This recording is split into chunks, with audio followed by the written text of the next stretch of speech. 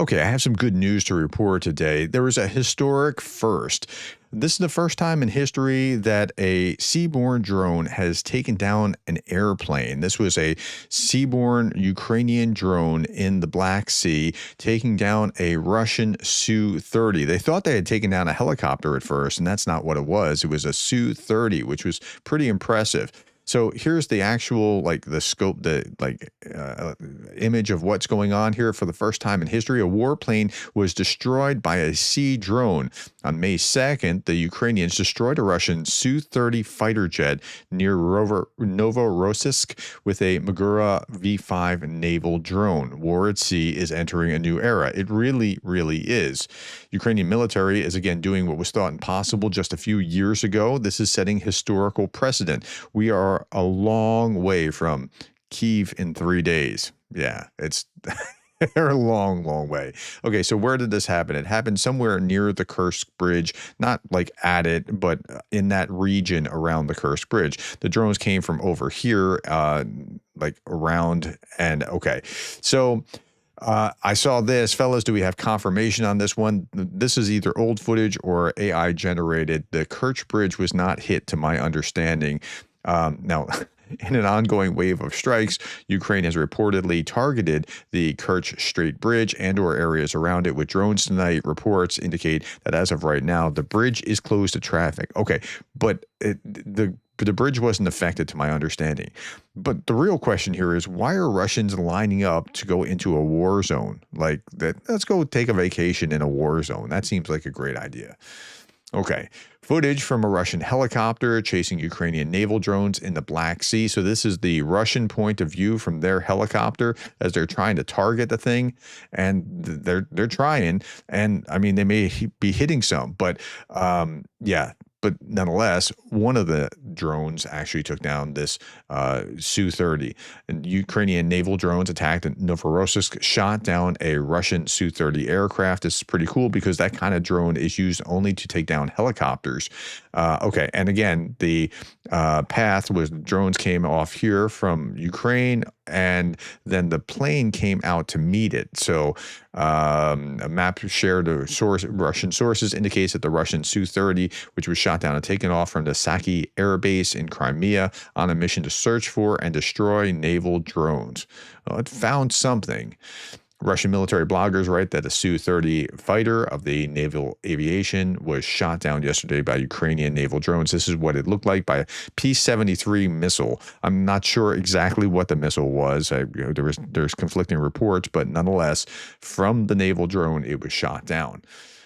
Russia this night, Russian air defense was active and the bridge was closed to traffic. So around the Kerch Bridge, there was lots of air defense, but apparently the bridge wasn't hurt itself. I saw this, according to Apple Maps, the Kerch Bridge has been permanently closed, but I can't find that it's permanent in my research. That was what somebody else posted. I find that the Kerch Bridge is temporarily closed, according to Google Maps, but temporarily, I don't know when it'll open.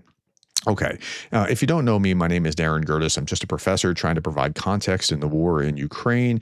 Please consider subscribing if you haven't already. I do these daily updates regularly. Okay, this is where I would have started if it wasn't for that big announcement about what just happened. 1,170 Russians off the battlefield day over day. 4 tanks, 48 artillery systems, 121 vehicles and fuel tanks day over day. So the numbers from May, 1140 as an average. Remember, we don't count the first. That goes into the previous month's assessment. So 1140, which is lower than in April at 1210 so far. So the numbers seem like they're kind of lower. I'll talk about that in just a moment here. First, on the night of May 2nd to 3rd, Russia launched 2 Iskander-M missiles and 183 drones, Shaheds and decoys at Ukraine. Ukrainian forces shot down 77 strike drones. 73 decoy drones failed to reach their targets, but Kharkiv, Sumy, Donetsk, and Mykolaiv regions were all affected, and it really hit Kharkiv fairly hard. Overnight, Russian forces struck Kharkiv with 17 thermobaric drones. So thermobaric is like it's going to cause this big blast wave, this I'm not even sure how to describe it, but it's a really powerful explosion. with high temperature clouds designed to cause extensive destruction in populated areas. Again, this is hitting populated civilian targets, no military purpose. This is a war crime. I say it almost daily. The attack injured 51 civilians, including 2 young girls, and damaged homes, schools, shops, and cars across 4 city districts. I was talking to Greg Terry yesterday, just on the phone, not in a video, and he was talking about, the last version of this, they put a bunch of nails in it so that when the shahed would explode, the nails would populate everywhere. So, yeah. The attack injured, again, homes, shops, schools, cars, 4 city districts. Overall, Russia launched 2 Iskander-M missiles and 183 attack drones. Okay, now, yesterday, we were also talking about how Ukraine hit Crimea in a meaningful way. They hit not just air defense and radar, ironically, but they hit this. This is Anna from Ukraine talking. Drones keep demilitarizing Russia, and not just on land, but also in space. This is exactly what happened tonight when the unknown drones, that's how Russian media describe them, targeted a very important for the Russian intelligence station that was Russian space reconnaissance system Zvezda, located quite far away from the Ukrainian border, and it was a part of the global complex that helped Russia spy against your countries to collect important military and commercial information. Yeah, so the systems that are helping spy satellite kind of stuff, that's what was also targeted in Crimea yesterday. So just a little update on that. Okay. Russia gains along the front lines have slowed over the last 4 months, but Russia continues to tolerate personnel losses comparable to the casualty rate of Russian forces that they sustained during the period of intensified advances between September and December. Remember, December and January were very high. We'll look at this, and this is the British intelligence update. We see the map here. I'll show you that the chart here. I'll show you that in just a moment. Russia has likely incurred approximately 950,000 casualties, killed and wounded, since launching the full-scale invasion of Ukraine in 2022. In the first 4 months of 2025, Russia likely sustained approximately 160,000 casualties. That's the first 4 months. That's the first third of the year. What does that mean? It means at a consistent rate, if we're just looking at replicating this again and again, by the end of the year, you're going to see almost 500,000 casualties just this year. And it's probably going to be higher than that because we're about to see a renewed offensive, certainly a 3-month, maybe 6-month offensive. And okay, the first 4 months, again, 160,000 casualties. Should these casualty rates persist for the rest of 2025, this would be the costliest year of the war in terms of Russian personnel, continuing the year-on-year trend of casualty increases. The average daily Russian casualties during April was just over 1,200 and totaled 36,000. So now, but look at this. There's been a little dip. So this is year 1, this bottom line, this year 2, this next line, year 3, this next line, and it steadily ticked up. And we were talking in the 1500s, like 1300, 1500 by October, November, December. And then it ticked down a little bit from January down into 12, 13, 12. And now it's 11 something right now. But again, it's about to tick back up with a renewed offensive. So that's where we are as far as Russian casualty rates go. Let's look at what's going on the front line very quickly. Per cross direction, and I use this as a barometer because this is the most intense place in the battlefield. Russian invaders led 53 assaults, but again, 53 assaults and only 1,100 some odd casualties. These assaults aren't effective. Well, why aren't they effective? Talk about that in just a moment. Everyone who used to drive this road in Doperilia,